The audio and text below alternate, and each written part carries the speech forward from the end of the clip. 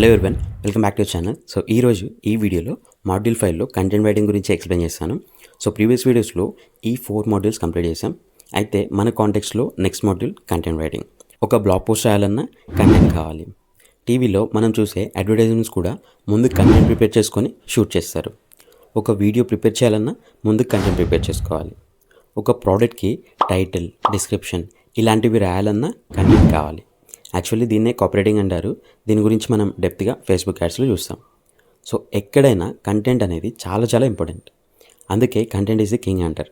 So ఈరోజు ఈ వీడియోలో ఇక్కడ ఉన్న కాన్సెప్ట్స్ అన్నీ క్లియర్గా ఎక్స్ప్లెయిన్ చేస్తాను. సో మీరు మాత్రం ఎక్కడ స్కిప్ చేయకుండా చూడండి, క్లియర్గా అర్థమవుతుంది. ఫస్ట్ ఆఫ్ ఆల్ కంటెంట్ అంటే ఏంటో చూద్దాం.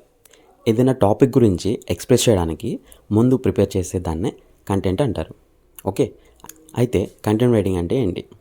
టార్గెట్ ఆడియన్స్ని ఎంగేజ్ చేయడానికి డిజిటల్ ఫార్మేట్లో రాస్తాం, తర్వాత ఎడిటింగ్ చేస్తాం, అండ్ ఫైనల్గా పబ్లిష్ చేస్తే దాన్ని కంటెంట్ రైటింగ్ అంటారు. ఓకే, చాలామంది చాలా రకాలుగా కంటెంట్ అనేది క్రియేట్ చేస్తూ ఉంటారు. లైక్ బ్లాగ్ పోస్ట్కి కంటెంట్ రాస్తారు, ఎస్ఈఓకి కంటెంట్ ప్రిపేర్ చేస్తారు, సోషల్ మీడియా పోస్ట్కి కంటెంట్ రాస్తారు. ఇంకా ఇక్కడ కొన్ని లిస్ట్ ఇచ్చాను చూడండి. అయితే ఇవి టైప్స్ ఆఫ్ కంటెంట్ రైటింగ్.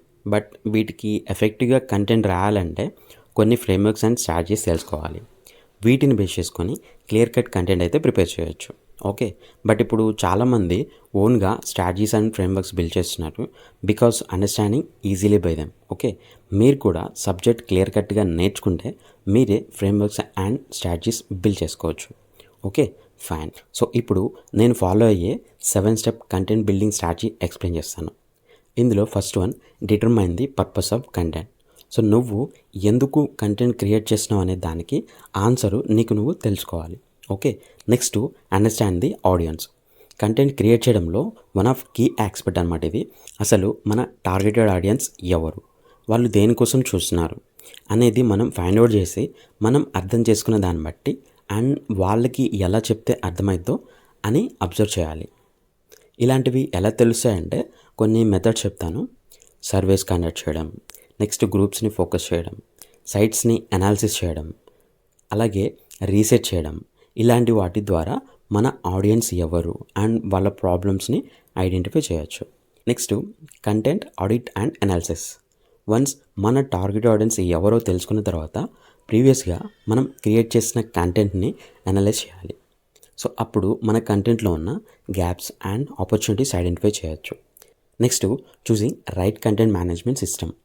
ఇప్పుడున్న ఇంటర్నెట్లో చాలా సిఎంఎస్ ప్లాట్ఫామ్స్ ఉన్నాయి.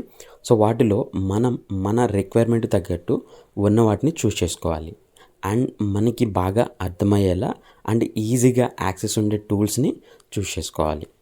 Next determine type of content you want to create. So content create చేయడానికి లాట్ ఆఫ్ ఆప్షన్స్ ఉన్నాయి, like blog post, social media post, videos, podcast, ebooks etcetera. So మనం ఏ type of content create చేయాలనేది మన audience and మనకున్న team and రిసోర్సెస్ని బట్టి consider చేయాలి. Next brain storming content ideas. ఇప్పుడు చాలామంది సోషల్ మీడియాలో వాళ్ళ యొక్క ఐడియాస్ షేర్ చేసుకుంటూ ఉన్నారు. సో వాటిని కూడా మనం కన్సిడర్ చేయొచ్చు అండ్ మనకి సమ్ ఐడియాస్ ఉంటాయి. సో వాటిని కూడా మనం కంటెంట్లో ప్లాన్ చేసుకోవచ్చు. అండ్ అలాగే సమ్ ప్లాట్ఫామ్స్ ఉంటాయి, వాటి యొక్క లిస్ట్ ఇక్కడ ఇచ్చాను చూడండి.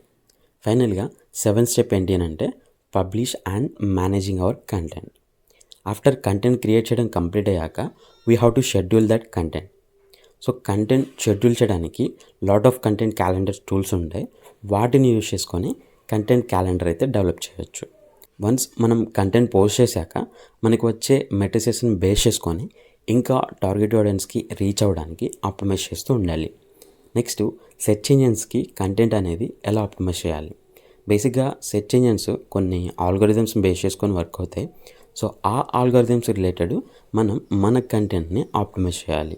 అయితే మనం రాసే ప్రతి వాడు సెర్చ్ ఇంజిన్స్ కన్సిడర్ చేస్తాయా అంటే నో అనే చెప్పాలి. ఎందుకనంటే సెర్చ్ ఇంజిన్స్కి బ్యాక్ ఎండ్లో సర్వర్స్ ఉంటాయి. ఆ సర్వర్స్ మనం ఇచ్చే ప్రతి వర్డ్ని స్టోర్ చేయాలంటే చాలా సర్వర్స్ మెయింటైన్ చేయాల్సిన అవసరం ఉంటుంది. అప్పుడు కాస్ట్ అనేది ఎక్కువ అయిపోతుంది. కాబట్టి ప్రతి వర్డ్ కాకుండా ఏం కన్సిడర్ చేయాలనేది సెర్చ్ ఇంజిన్స్ ఫాలో అయ్యే ఆల్గోరిథమ్స్ బట్టి ఉంటాయి. సో వాటిలో కొన్ని ఆస్పెక్ట్స్ ఏంటి అంటే title, description, focus keyword, Alt text etcetera. So ఏవైతే ఆల్గోరిథమ్స్ ఉన్నాయో వాటి గురించి ఎస్ఈఓ మాడ్యూల్లో ఇంకా డెప్త్గా డిస్కస్ చేద్దాం. Okay, next understand the second customer. అసలు ఈ కస్టమర్ టాపిక్ అనేది ఎక్కడ ఎందుకు చెప్తున్నానంటే, బేసిక్గా సమ్టైమ్స్ కంటెంట్ క్రియేషన్ అనేది స్టార్టింగ్ పాయింట్ అయితే కస్టమర్ అనేది ఎండింగ్ పాయింట్ అనమాట. At the same time final goal కూడా అవుతుంది. మెయిన్ ఫ్యాక్ట్ చెప్తున్నా, ప్రతి కంటెంట్ క్రియేటరు కంటెంట్ క్రియేట్ చేయడంలో ఆడియన్స్ని తీసుకురావడం అనేది డైరెక్ట్ థింగ్ అయితే, కస్టమర్ని తీసుకురావడం అనేది ఇండైరెక్ట్ థింగ్ అనమాట. ఓకే, ఇప్పుడు అర్థమైంది కదా కస్టమర్ అనే టాపిక్ ఇక్కడ ఎందుకు యాడ్ చేశాను. ఓకే, ఇక్కడ సెకండ్ కస్టమర్ అన్నా కదా, అసలు సెకండ్ కస్టమర్ అంటే ఎవరు?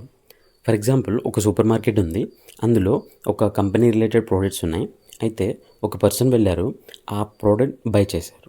సో ఇక్కడ ఏదైతే ప్రోడక్ట్ యొక్క కంపెనీ ఉందో వాళ్ళు సూపర్ మార్కెట్కి primary customer, and single product by చేసిన వాళ్ళు సెకండరీ కస్టమర్. అదే ఒక డిజిటలైజేషన్లో చూస్తే ఒక ఇన్ఫ్లుయెన్సర్ ఉన్నాడు, అతన్ని ఒక సాఫ్ట్వేర్ ఎంప్లాయ్ అప్రోచ్ అయ్యాడు. సో మేము సమ్ పర్టికులర్ సర్వీసెస్ ప్రొవైడ్ చేస్తాం. సో మీ ఛానల్లో మా కంపెనీ గురించి అడ్వర్టైజ్ చేస్తే ప్రతి సేల్కి మీకు సమ్ అమౌంట్ ఇవ్వడం జరుగుతుంది అంటారు. సో ఇక్కడ ఇన్ఫ్లుయెన్సర్కి సాఫ్ట్వేర్ ఎంప్లాయ్ ప్రైమరీ కస్టమర్ అవుతాడు. సాఫ్ట్వేర్ ఎంప్లాయ్ దగ్గరికి సర్వీస్ కావాలి అని వెళ్ళే వాళ్ళు సెకండరీ కస్టమర్స్ అవుతారు. దీన్నే మనం అఫిలియేట్ మార్కెటింగ్ అంటారు. దీని గురించి ఇంకా డెప్త్గా లాస్ట్ మాడ్యూల్లో చూస్తాం. ఫైనల్లీ ఆ ఇన్ఫ్లుయెన్సర్ వల్ల క్లయింట్స్ దొరికినందుకు primary customers happy, and good service కోసం చూసిన secondary customers happy. Okay, importance of second customer. If మన దగ్గర ఎటువంటి ప్రోడక్ట్ ఆర్ సర్వీస్ లేకపోతే we depends upon the primary customers. If మన దగ్గర పర్టికులర్ ప్రోడక్ట్ ఆర్ సర్వీస్ ఉంటే we can provide directly our secondary customers. Okay, secondary కస్టమర్స్ని increase చేయడానికి key factor ఏంటి అంటే కంటెంటే. ఎప్పుడైతే సెకండ్ కస్టమర్కి మనం ఇచ్చే కంటెంట్ వాల్యుబుల్ అవుతుందో అప్పుడే ఆటోమేటిక్గా సెకండ్ కస్టమర్స్ ఇంక్రీజ్ అవుతారు. So don't neglect good quality content. So ఈ వీడియోకి related task and notes link డిస్క్రిప్షన్లో ఇచ్చాను, చెక్ చేయండి. అండ్ మీకు ఏమైనా డౌట్స్ ఉంటే కామెంట్ చేయండి, రెస్పాండ్ అవుతాను. అండ్ నెక్స్ట్ వీడియోలో మళ్ళీ కలుద్దాం. బాయ్.